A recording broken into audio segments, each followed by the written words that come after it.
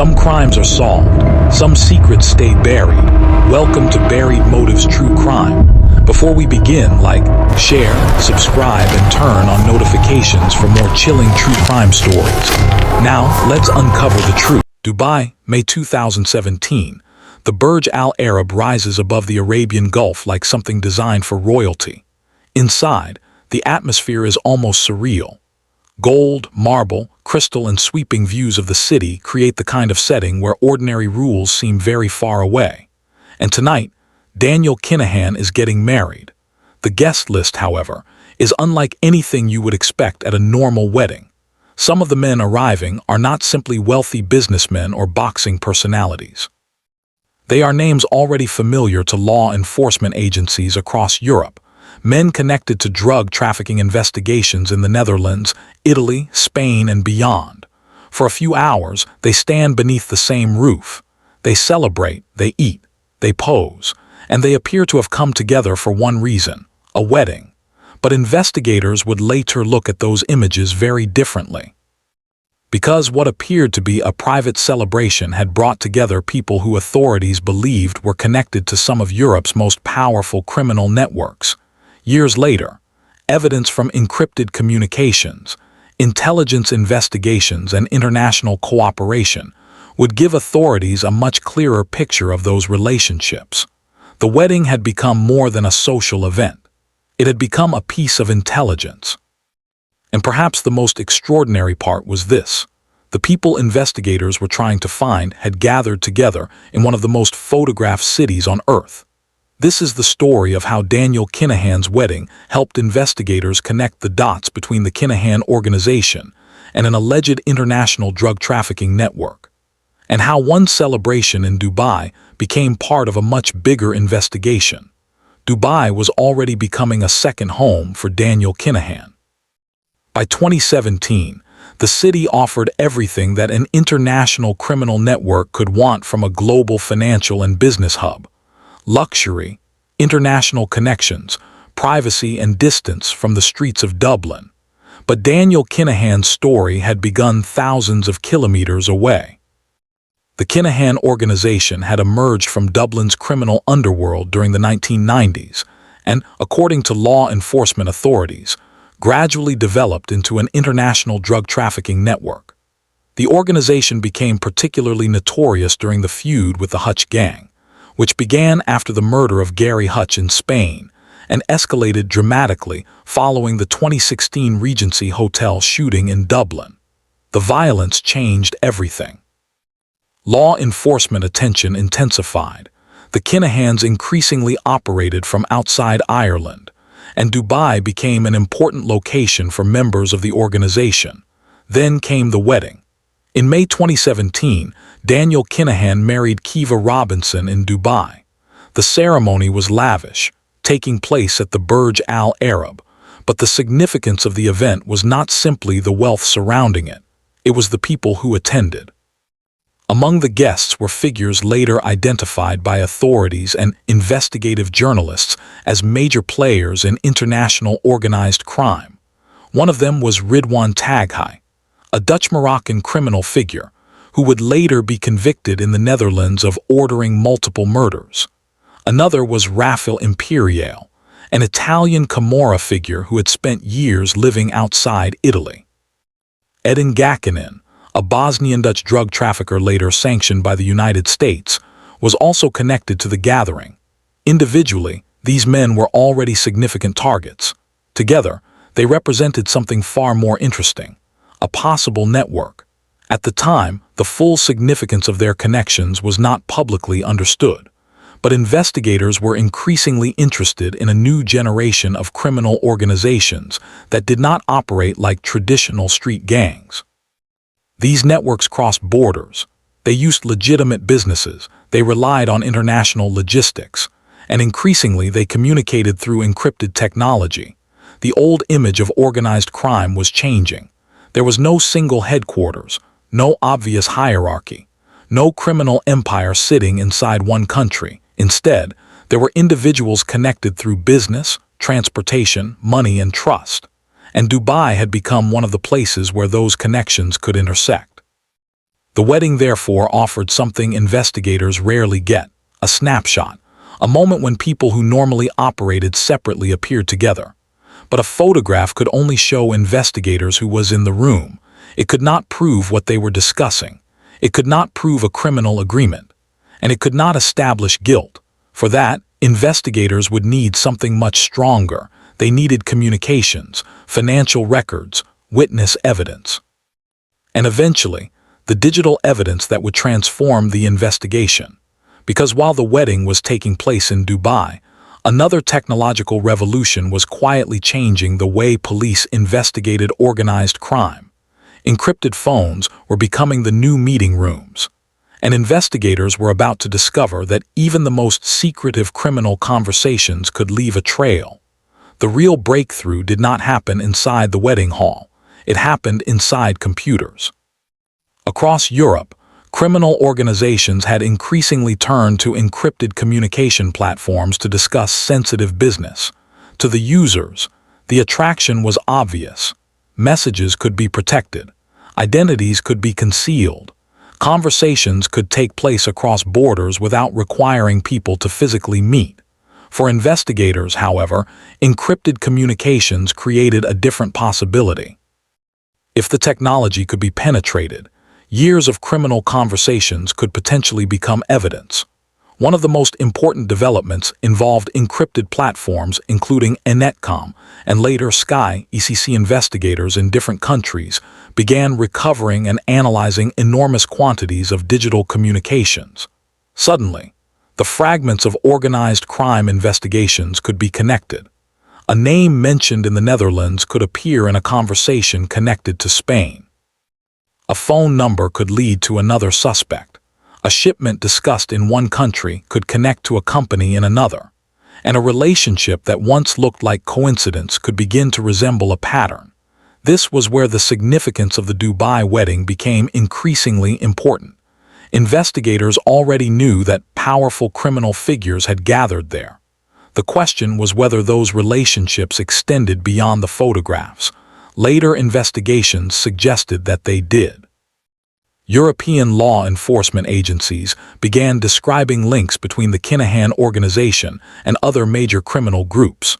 The term super cartel was eventually used to describe an alleged alliance involving several international trafficking organizations. The concept was staggering. Instead of competing criminal groups operating independently, investigators believed major networks could cooperate on enormous cocaine shipments. They could share contacts, they could share infrastructure, they could cooperate with suppliers in Latin America and distribution networks in Europe. And Dubai could function as a meeting point far removed from the European streets where the drugs eventually appeared. But investigators still had to prove the connections. That meant following the evidence. The encrypted messages became particularly significant. Investigators were able to examine conversations involving people suspected of organizing drug shipments and laundering money. The picture emerging was not of one traditional cartel. It was something more fluid. Different criminal groups could remain independent while cooperating when it benefited them. The result was a network capable of moving enormous quantities of drugs across international borders. And the wedding suddenly looked different. It was not proof of a criminal conspiracy. But it was an extraordinary visual record of relationships investigators were later able to examine through other evidence. Then came another development. Some of the people connected to the wedding would eventually face arrests, extradition proceedings, convictions, or international sanctions. Ridwan Taghai was arrested in Dubai in 2019 and extradited to the Netherlands.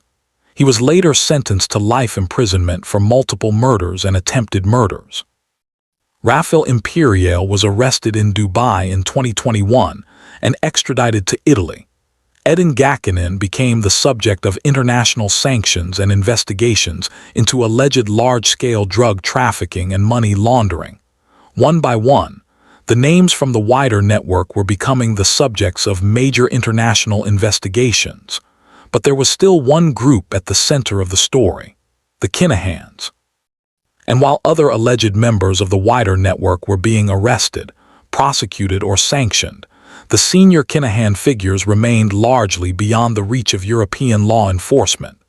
Then, in April 2022, the United States made an extraordinary move. Washington sanctioned Daniel Kinahan, Christopher Kinahan Sr., Christopher Kinahan Jr., and associated businesses. The United States also announced rewards of up to $5 million for information leading to the disruption of the Kinahan organized crime group, or the arrest and conviction of key members. The wedding had taken place 5 years earlier, but now the names connected to that celebration were appearing in international investigations, sanctions announcements, and court proceedings. And suddenly, the photographs from Dubai looked less like celebrity snapshots and more like a map. The photographs were only the beginning. What mattered was what investigators could build around them. A criminal network cannot operate on reputation alone. It needs suppliers, transportation, money, communication, people willing to take risks, and somewhere along the chain, evidence. That evidence began emerging from multiple investigations across Europe. In the Netherlands, authorities pursued the network surrounding Ridwan Taghai. In Italy, investigators targeted figures connected to the Camorra. In Spain, police continued examining international cocaine trafficking networks. And in Ireland, Garda investigators continued targeting the Kinahan organization. The investigations were different. The countries were different. The laws were different. But increasingly, the names overlapped. The Dubai wedding had placed several important figures in the same physical location. Encrypted communications provided another layer. Financial investigations added another. And law enforcement cooperation allowed investigators to combine information that previously existed in separate national files. This was the transformation. Organized crime had spent decades exploiting borders. Now investigators were beginning to do the same thing, but in reverse. Instead of borders protecting criminals from investigators, international cooperation was allowing investigators to follow criminals across those borders. The consequences were enormous.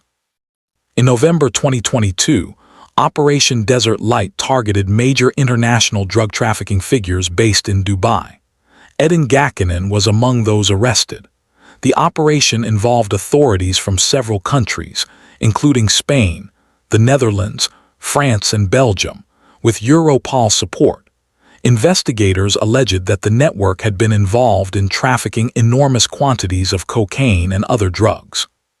For the first time, the idea of a multinational criminal alliance operating from Dubai was no longer simply an intelligence theory. There were arrests, seizures, court proceedings, and evidence. But one question remained. What exactly had the wedding revealed? The answer is more complicated than saying the wedding exposed the criminals. The wedding did not prove that everyone present was part of a criminal conspiracy. Attendance alone is not criminal evidence. What it did was provide investigators with an extraordinary intelligence opportunity. A single event placed major figures from different criminal investigations in the same social environment. When that information was combined with later digital evidence, witness testimony, and international investigations, the connections became far more significant. The wedding became one piece of a much larger puzzle, and that distinction matters. Because true crime documentaries can easily turn an allegation into a fact, a photograph into proof, a relationship into a conviction. But the real story is more powerful precisely because investigators had to build the case piece by piece. There was no single photograph that brought down an alleged criminal empire. There was no single encrypted message that explained everything. There was no single police operation that ended organized crime. Instead, investigators accumulated fragments: a name, a phone, a company, a property, a shipment, a conversation, a photograph from a wedding. And eventually, those fragments began forming a picture. The United States sanctions in April 2022 added another layer of pressure. Financial restrictions made it harder for sanctioned individuals and businesses to interact with the legitimate international financial system. The message from authorities was clear. The fight was no longer only about drugs. It was about the infrastructure that allowed criminal wealth to move. And as that pressure increased, The world began watching the people once photographed celebrating together in Dubai. Some were arrested, some were convicted, some became witnesses, others remained beyond the reach of European courts. And at the center of it all was Daniel'sKinahan. For years, he had lived in Dubai while maintaining a high-profile presence in boxing. He denied involvement in organized crime. But the international pressure surrounding him continued to grow. Then came a development that nobody watching the original wedding could have imagined. The man who once celebrated beneath the lights of the Burj Al Arab would eventually find himself facing the possibility of an Irish criminal trial. This billionaire Irish cartel boss became so powerful that he ordered over 16 murders across Europe while living a luxury lifestyle in Dubai. Daniel'sKinahan became a leading figure in one of Europe's most powerful organized crime groups, the Kinahan cartel, trafficking huge quantities of cocaine, laundering money and operating internationally. His cartel is known to have a heavy feud with the Hutch family, another well-known and violent organized crime group from Ireland. The bloody conflict would be linked to 18+ murders, while the Kinahan cartel has been connected to more than a dozen gangland killings. Daniel continued living openly in Dubai, surrounded by luxury. Authorities believe the cartel accumulated enormous wealth, with estimates putting its profits in the billions of euros. For a decade, Daniel appeared almost untouchable. Then in April 2026, Dubai authorities finally arrested him. Kinahan was extradited to Ireland on the 9th of August. He's now sitting in an Irish prison awaiting trial, charged with directing organized crime. If convicted, the man who once lived openly in Dubai could spend decades behind bars. By the time the wedding ended, the photographs had captured something far more significant than a celebration. They captured a network. Inside the Burj Khalifa, surrounded by Dubai's extraordinary skyline, Daniel'sKinahan and Kiva Robinson's 2017 wedding brought together people from different corners of Europe's criminal underworld. Among those reported to have attended were figures such as Ridwan Taghai, a Dutch-Moroccan drug trafficker later associated with major organized crime investigations, and Rafael Imperiale, an Italian Camorra figure who was later extradited to Italy. At the time, the significance of those connections was difficult for the outside world to fully understand. Years later, they would look very different. The wedding became a remarkable snapshot of a world in which Irish organized crime was no longer confined to Dublin streets. The people surrounding the Kinahans were international. The money was international. And according to investigators, the relationships were international too. That mattered because the Kinahan organization had already undergone a dramatic transformation. After the 2016 Regency Hotel attack in Dublin, Daniel'sKinahan and his family relocated to Dubai. What followed was not simply a change of address.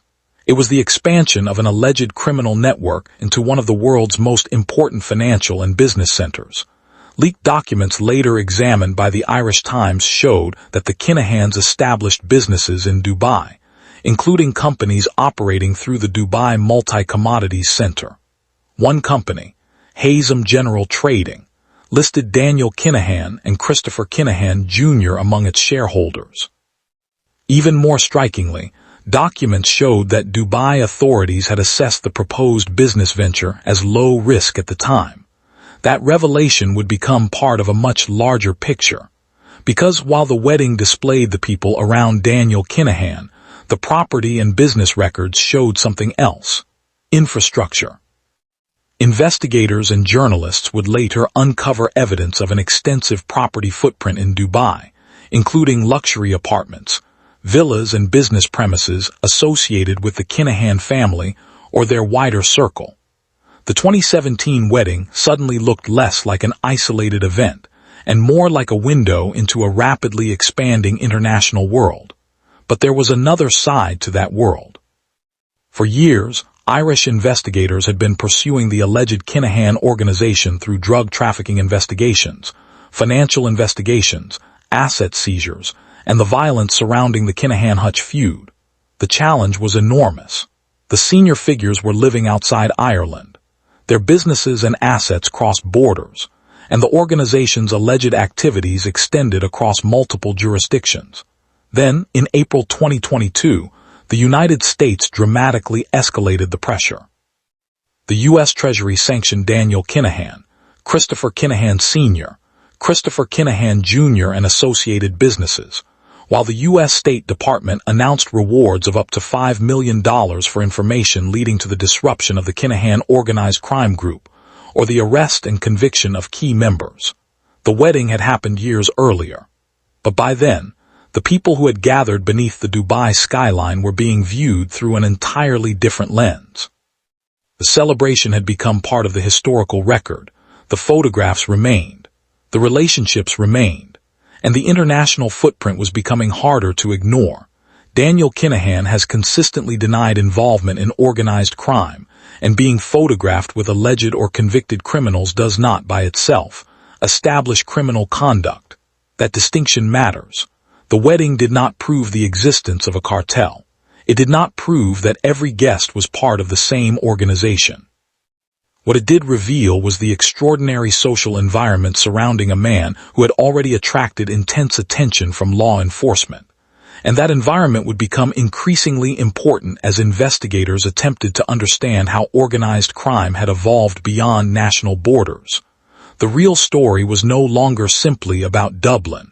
It was about Dubai, Spain, the Netherlands, Italy, Ireland, and the financial systems connecting them. Perhaps that is why the wedding remained so fascinating. For one night, the world saw the network in the open. There were no coded messages, no hidden bank transfers, no secret company registrations, just a room filled with powerful people. Years later, investigators, journalists, and governments would spend enormous resources trying to understand the connections that surrounded the Kinahan organization, and the question would become impossible to ignore. Was the wedding simply a celebration attended by controversial figures, or was it an extraordinary glimpse into the international world that investigators had been trying to map for years? Whatever the answer, one thing had changed. The Kinahan story could no longer be understood as a purely Irish crime story. Its footprint had become international.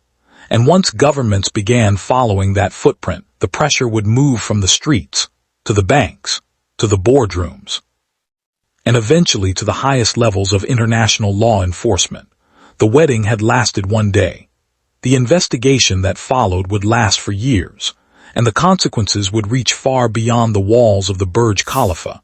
If you found this investigation compelling, take a moment to like the video, share it with another true crime fan, and subscribe to Buried Motives True Crime. Turn on notifications so you don't miss our next documentary. Because sometimes the most revealing evidence isn't found at a crime scene. Sometimes it's hidden in plain sight.